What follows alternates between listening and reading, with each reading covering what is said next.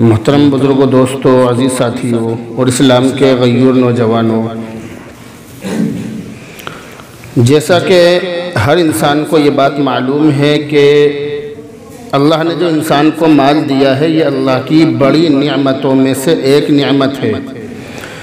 इंसान के ऊपर अल्लाह ने बहुत सारी नियामतें निछावर कर रखी हैं। इसका ज़िक्र कुरान करीम के अंदर मौजूद है 14वें पारे में, और इसके अलावा और बहुत सारी जगहों पर इसका ज़िक्र मौजूद है कि वह इन तअद्दू निअमतल्लाहि ला तुहसूहा, कि अगर तुम अल्लाह की नियामतों को गिनना चाहो, शुमार करना चाहो तो गिन नहीं सकते।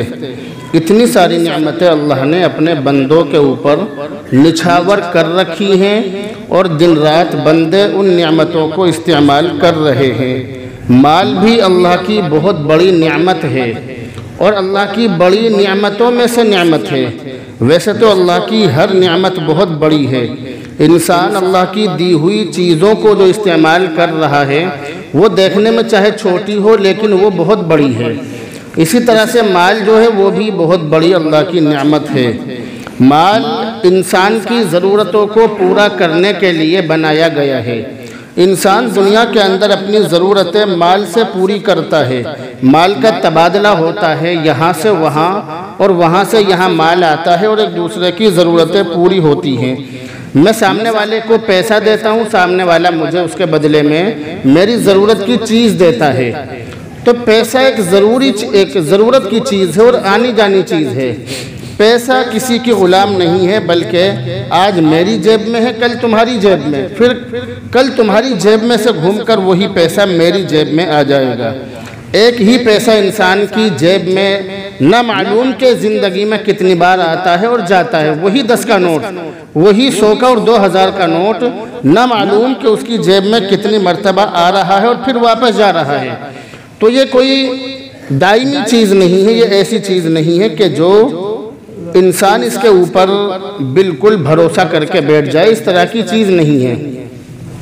माल को अल्लाह ताला ने जहाँ इंसान के लिए फ़ज़ल फरमाया कि अल्लाह का फ़ज़ल है, यानी अल्लाह की तरफ से अता की हुई चीज़ है। माल को अल्लाह ने कुरान करीम के अंदर माल की जगह जगह तारीफ़ की है, तो वहीं दूसरी तरफ अल्लाह ने माल के बारे में कुरान के अंदर जगह जगह पर यह भी फरमाया कि ये फितना है, ये धोखे की चीज़ है, ये जीनत का सामान है, ये दुनिया की जीनत है। तो माल की जहाँ तारीफ़ की गई है वहीं लोगों को ख़बरदार भी किया गया कि माल कोई ऐसी चीज़ नहीं है कि इसके ऊपर आदमी अपना ईमान बेच दे या अपने आप को बेईमान बना ले या बेईमान साबित कर दे। माल इस तरह की चीज़ नहीं है, बल्कि माल ऐसी चीज़ है कि माल इंसान दुनिया में कमाता है, खाता है, खिलाता है, सब कुछ करता है, मगर उसके दामन पर धब्बा नहीं होना चाहिए, उसके माथे पर बेईमानी का निशान नहीं होना चाहिए। इंसान दुनिया के अंदर कितना ही माल कमाए, कितना ही माल खाए, मगर वो दुनिया में इस नाम से बदनाम ना हो कि ये आदमी बेईमान है, या ये आदमी ले मार है, या ये आदमी किसी का लेकर वापस नहीं देता। इस तरह की चीज़ें इंसान के बारे में दुनिया के अंदर मशहूर ना हो और मशहूर नहीं होनी चाहिए। वरना जिस आदमी के बारे में ये बात मशहूर हो जाए कि ये आदमी ले मार है, ये आदमी हराम खाऊ है, ये आदमी ठलवा है, ठाली पढ़कर दूसरों की जेब पर डाका डालता है और डाका डालकर दूसरों को धोखा देकर माल कमाता है और माल खाता है, इस तरह का ठप्पा किसी इंसान पर न लगे। मेरा दुश्मन हो उस पर भी ऐसा ठप्पा न लगे, ये मेरी सब लोगों के लिए दुआ है। क्योंकि जिस आदमी पर ये ठप्पा लग जाए या इस तरह के से कोई आदमी दुनिया के अंदर मशहूर हो जाए, तो वो आदमी समाज के अंदर सर उठाकर जीने के काबिल नहीं होता। समाज उसे जीने नहीं देता, लोग उसे जीने नहीं देते। और अगर वो सच में ऐसा हो तो फिर क़यामत के दिन उसके साथ में जो हश्र होगा उसको बयान नहीं किया जा सकता। वो तो बहुत सारी बातें हैं।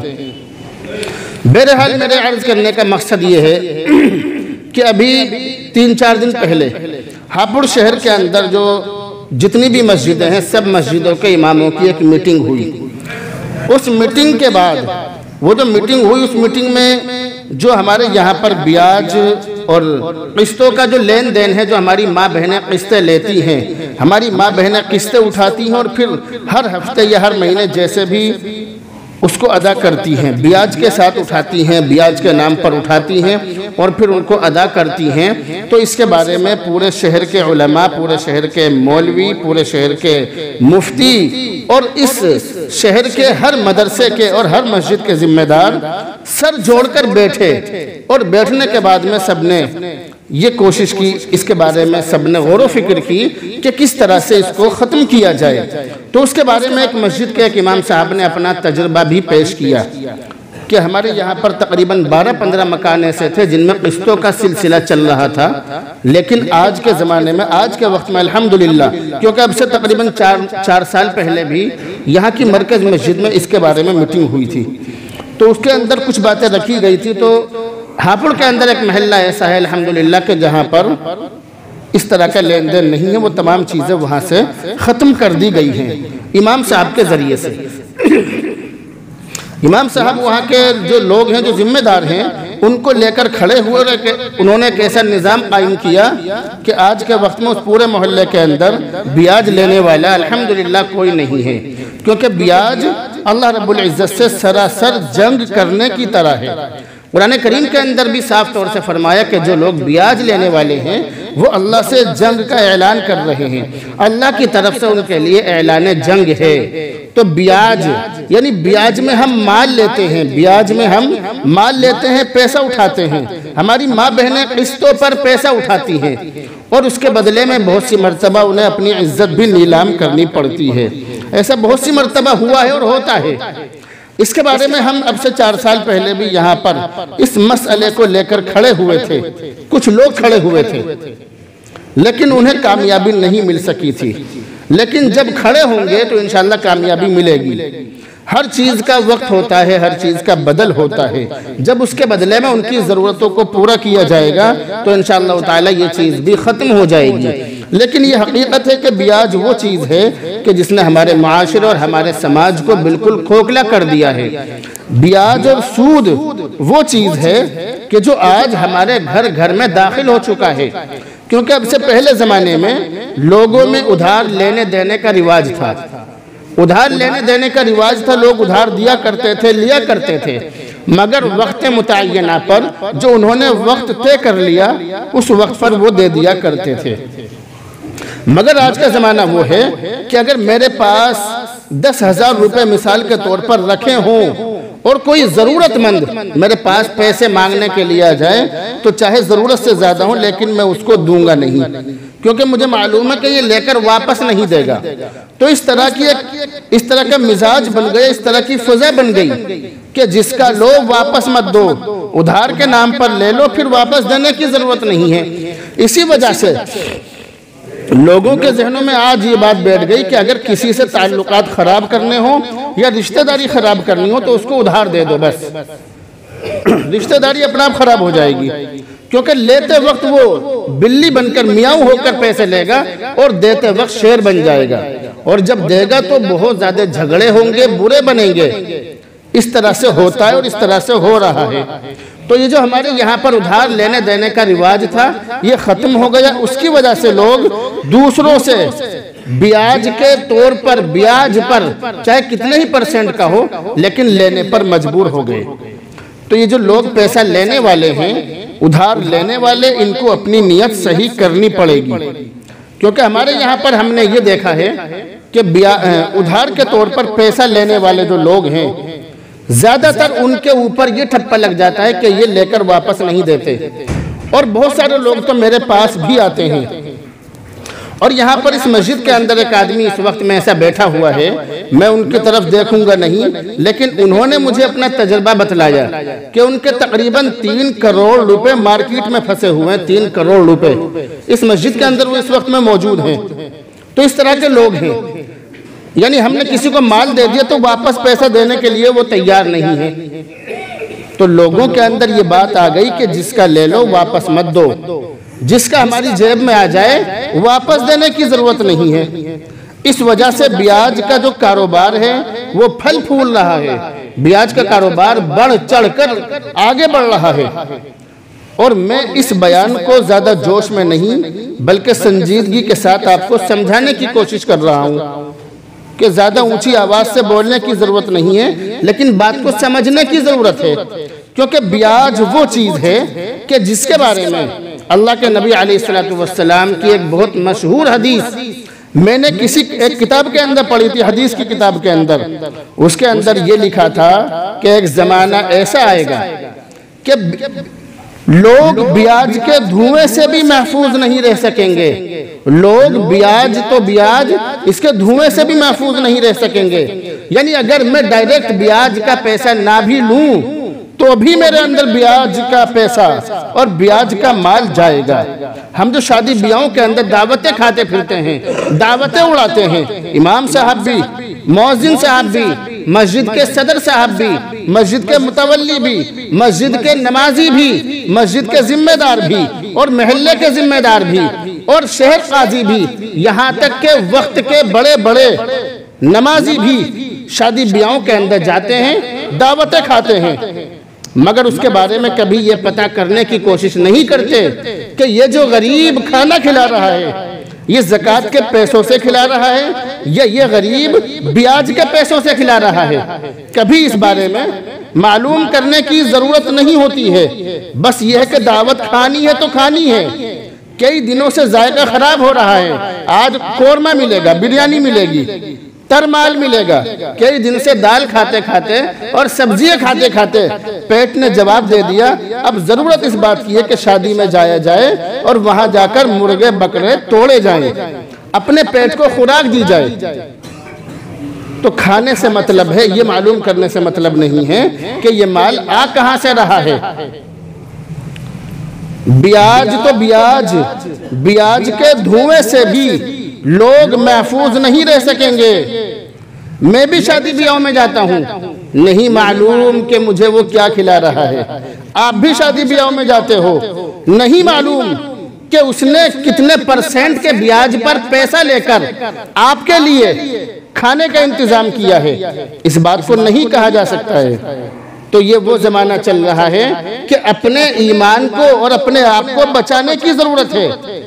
हमारे घरों के अंदर हमारी माँ बहनें जो किस्तों पर पैसे उठाती हैं, उन पर मर्दों को कंट्रोल करने की जरूरत है। जो उनके शोहर हैं, जो बिल्कुल ठलवे हो गए, जो कमाने के लिए घरों से निकलते नहीं हैं और निकलना चाहते भी नहीं हैं और उनकी आंखों में गैरत नहीं है, वो बेशरम है। हदीस के अंदर ऐसे आदमी को दय्यूस फरमाया, साफ तौर से लिखा है हदीस के अंदर कि वो शख्स दय्यूस है कि जिसके सामने उसके घर में दूसरे लोग दाखिल हों और उसको इन चीजों की परवाह भी ना हो। ऐसा शख्स हलाक हो जाए, तबाह बर्बाद हो जाए। हदीसों के अंदर ऐसे लोगों के लिए बद्दुआ की गई है। हमारी माँ बहनें ब्याज लेने वालों के सामने इस तरह से बैठती हैं कि जैसे वो उनका जेठ या देवर या उनका बल्कि बेटा या बाप लगता हो, क्योंकि जेठ और देवर से तो पर्दा है, मगर वो उनसे पर्दा नहीं करती। महल्ले के इमाम को देखकर ऐसे घूंघट कर लेंगी, महल्ले के नमाजी को देखकर घूंघट कर लेंगी, लेकिन जो ब्याज लेने के लिए, जो किस्तें वसूल करने के लिए आती हैं, उनके सामने सीना तान कर बैठती हैं हमारी माँ बहनें। तो मर्दों को भी इस बात की जरूरत है कि वो अपनी बीवियों पर लगाम लगाएं। मर्द अपनी बीवियों पर कंट्रोल करें। जब उनकी बीवी कमा कर ला रही है तो फिर वो उनको किस मुंह से उनकी इज्जत करेगी। फिर तो वो घर के अंदर इस तरह से बैठते हैं कि जैसे कोई गुलाम होता है। मर्द गुलाम नहीं है, मर्द कव्वाम है, हाकिम है और उसे हाकिम बनकर ही रहना चाहिए। औरत की कमाई इस तरह से ब्याज के तौर पर उससे पैसे उठवाकर हमारे जो मर्द इस तरह से कर रहे हैं, उन लोगों को शर्म आनी चाहिए। वो लोग चाहे भीख मांग लें, मगर अपनी औरतों को दूसरे मर्दों के सामने हरगिज न भेजें। मगर उनके अंदर गैरत नहीं है, उनकी गैरत मर चुकी है। उन मुसलमानों की जिनकी बीवियां दूसरों से ब्याज पर पैसे उठा रही हैं। ये एक निजाम चल रहा है ब्याज का कि मुसलमानों की बेटियों को, मुसलमानों की औरतों को ब्याज दो और ब्याज के नाम पर फिर उनको परेशान करो और मौका लग जाए तो उनकी इज्जत से खिलवाड़ भी करो। और याद रखिए, ये मेरा तजुर्बा है तजर्बे की रोशनी में एक बात मैं आपको बतलाना ज़रूरी समझता हूँ कि जिस घर में ब्याज दाखिल हो जाए, जिस घर के लोग ब्याज पर पैसा लेने लगे, जिस घर के लोग बैंक से ब्याज पर पैसा उठा लें, या जिस घर के लोग किस्तों पर पैसा उठा लें ब्याज के तौर पर, उस घर में कभी बरकत नहीं हो सकती और उस घर के अंदर हमेशा भूखमरी ही रहेगी। वो लोग हमेशा परेशान रहेंगे। ब्याज लेने वाले और ब्याज देने वाले माली एतबार से परेशान रहेंगे। याद रखना मेरी बात। तो ये ऐसी चीज है कि ब्याज लेने वाले पर और ब्याज देने वाले पर और ब्याज की गवाही देने वाले पर और ब्याज का गारंटर बनने वाले पर और ब्याज दिलवाने वाले पर और ब्याज का हिसाब किताब लिखवाने वाले पर अल्लाह के नबी ने साफ तौर से लानत फरमाई है। और ब्याज वो चीज है कि जिसके बारे में अल्लाह ताला ने कुरान करीम के अंदर इरशाद फरमाया कि जब ये लोग ला यक़ूमूना इल्ला कमा यक़ूमुल्लज़ी यतख़ब्बतहु शैतानु मिनल मस, जब ये लोग कब्र से उठेंगे तो ऐसे उठेंगे नशे की हालत में, नशे की हालत में उठेंगे और इस तरह से उठेंगे जैसे शैतान ने इनको छू लिया हो और छूकर इनको खबती बना लिया हो, ये नशेड़ी बन गए हो, नशे की हालत में उठेंगे। और अल्लाह के नबी की हदीस ये बतला रही है कि क़यामत के दिन उनको खून की नहर में डुबोया जाएगा। ब्याज लेने वालों को खून की नहर में डुबोया जाएगा। तो हमारे यहाँ पर जो ब्याज लेने वाली औरतें हैं वो ज़्यादातर यानी 95% ऐसी औरतें हैं जो ज़रूरत नहीं बल्कि ख्वाहिश पूरी करने के लिए ब्याज ले रही हैं। अल्फाज पर गौर कीजिए, एक होती है इंसान की ज़रूरत और एक होती है इंसान की ख्वाहिश। ज़रूरत तो यह है कि गर्मी में पानी मिल जाए पीने के लिए, बस ये तो इंसान की ज़रूरत है। और ये ख्वाहिश है कि ठंडा पानी हो, शरबत हो, फ्रिज का पानी हो। अब इसके घर में फ्रिज तो है नहीं, सामने वाले से मांगना फ्रिज, जिसके घर में फ्रिज लगा हुआ है उसके घर से पानी मांगना इसकी गैरत गवारा नहीं करती, इसलिए ब्याज पर पैसा उठाएगी और फ्रिज लेकर आएगी। इसके घर में इन्वर्टर नहीं है, ये मोमबत्ती नहीं जला सकती, ये चिराग नहीं जला सकती, ये इन्वर्टर लगवाएगी, चाहे ब्याज पर ही पैसा उठाना पड़े। मोमबत्ती जलाना और चिराग जलाना जरूरत है और इन्वर्टर लगवाना ये ख्वाहिश है। याद रखना मेरी बात, होश में बोल रहा हूं, जज्बात में नहीं बोल रहा हूं। इन्वर्टर लगवाना आज के वक्त में ख्वाहिश है और चिराग जलाना जरूरत है। हमें जरूरत है कि घर में उजाला हो जाए, बस ये जरूरत है। और हर कमरे में लाइट हो, कई लाइटें हो और लाइट भागने के बाद भी उनमें वो बल्ब जलने चाहिए। गर्मी में छत पर लेटना गवारा नहीं, इन्वर्टर लगना चाहिए। पंखा अच्छी कंपनी का होना चाहिए।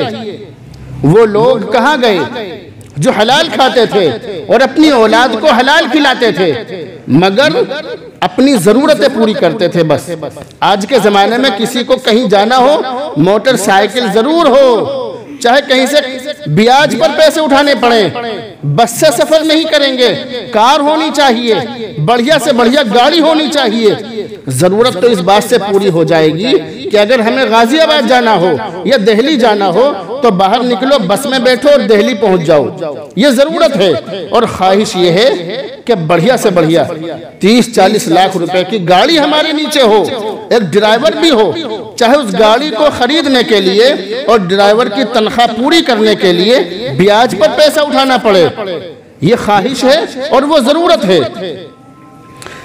जरूरत तो ये है कि वक्त पर चाहे सूखी रोटी मिल जाए, चाहे चटनी से मिल जाए, मगर मेरा पेट हलाल पैसों से भर जाए, हलाल की रकम से मेरा पेट भर जाए, ये जरूरत है। और दोनों वक्त मुर्गे बकरे बने, नाश्ते में असली घी के पराठे हो, उनके ऊपर मक्खन भी घिसा जाए, मक्खन भी रखा जाए, उसको अच्छी तरह से खाया जाए, तरमाल होना चाहिए, कौरमे में काजू बादाम पिस्ते होने चाहिए, ये ख्वाहिश है। चटनी से सूखी रोटी खाना ये जरूरत है और मुर्गे बकरे खाना ये ख्वाहिश है। हमने मदरसों में पढ़ा है ख्वाहिशें पूरी नहीं की, ज़रूरतें पूरी की हैं। मैं अपनी बात बतला रहा हूँ कि सूखी रोटियाँ खाकर हमने मदरसों में पढ़ा है। आटे रोटी के कट्टों में से, मैं अपनी बात बतला रहा हूँ, रोटी के कट्टे में से सूखी रोटी निकालकर रात के 2-2 बजे जब पढ़ाई किया करते थे, उसमें से निकाल कर पानी में डुबोई। मैं अपनी बात कर रहा हूँ, मैंने डुबोई, फिर उसके बाद में खा ली। कभी मौका लगा 2-4 रुपए की चीनी ले ली, पानी में घोल ली, सूखी रोटी डालकर उनको मैंने खाया। मैंने इस तरह से पढ़ाई की है। ये जरूरत है। और अगर हम होटलबाजी करें, होटलों पर जाएं, बड़े बड़े होटलों पर जाएं। अभी मैं एक जगह पर गया था, एक साहब ने मुझे चाय पिलाई एक रेस्टोरेंट में। जब चाय के यानी चाय हमने पी ली, पीने के बाद जब चाय के पैसे उन्होंने दिए तो पता चला कि चाय की कीमत थी 450 रुपए। अभी मैं सफर में गया था फिरोजाबाद। मैंने उनसे ये बतलाया कि चाय तो 10 रुपए की भी आती है, 440 रुपए बचाने चाहिए थे, मगर वो बड़े आदमी थे, मालदार थे। वो ख्वाहिश है, ये जरूरत है। 10 रुपए की चाय दुकान से ले लो, ये जरूरत है। और 5 स्टार होटल में बैठकर 2-2 हज़ार रुपए की, 3-3 हज़ार रुपए की चाय पियो, ये ख्वाहिश है। तो जरूरत पूरी करो, ख्वाहिश नहीं। अगर ख्वाहिश पूरी कर रहे हो, हलाल के पैसों से पूरी करो। छोटा मोबाइल रखना आज के वक्त में जरूरत है। अल्फाज पर गौर कीजिए, मोबाइल इंसान की जरूरत है, मगर छोटे मोबाइल से काम चल सकता है। और बड़े मोबाइल रखना, 1.5 लाख रुपए, 2-2 लाख रुपए के मोबाइल रखना, ये इंसान की ख्वाहिश है। अभी मैं दिल्ली में एक प्रोग्राम में गया। आमतौर से प्रोग्राम में मैं जाता रहता हूँ। कल रात भी प्रोग्राम था, कल सुबह भी, परसों भी, यानी एक दिन में 2-2, 3-3 प्रोग्राम बहुत सी मरतबा हो जाते हैं। अल्लाह का शुक्र है। मैं दिल्ली एक प्रोग्राम में गया, वहां पर बच्चे वीडियो बना रहे थे अपने अपने मोबाइल से। मैंने जो बच्चों के हाथ में मोबाइल देखे, छोटे छोटे बच्चे, एक बच्चे से मैंने बुलाया उसको, मैंने कहा बेटा यहाँ हो। मैंने मोबाइल अपने हाथ में लेकर उससे ये कहा कितने रुपए का है मोबाइल। मुझसे पहले शर्माया, फिर कहने लगा 3.5 लाख रुपए का। यानी छोटा सा बच्चा था। मैं देख के सोच रहा, मैंने कहा यार हम तो बेकार हैं इनके सामने। हम पे कुल यानी 10-12 हज़ार रुपए का मोबाइल, बस वो 3.5 लाख रुपए का मोबाइल, इतना सा बच्चा। तो मुझे देख के बड़ा ताज्जुब हुआ। वो ख्वाहिश है। वो क्या है? ख्वाहिश। ये जरूरत है कि 1000-1200 रुपए का मोबाइल लो, कहीं बात करनी है कर लो, किसी का फोन आ जाए उस पर सुन लो, ये ख्वाहिश है। तो ख्वाहिश पूरी करो, जरूरत पूरी करो, ख्वाहिश नहीं। ख्वाहिश कभी किसी की सारी पूरी नहीं हो सकती। बड़े से बड़ा बादशाह हो, उसकी सारी की सारी ख्वाहिश पूरी नहीं हो सकती। इसलिए ये जो ब्याज का मामला हमारे यहाँ पर चल रहा है, मेरी जिम्मेदारी थी कि मैं आपको बतलाऊं।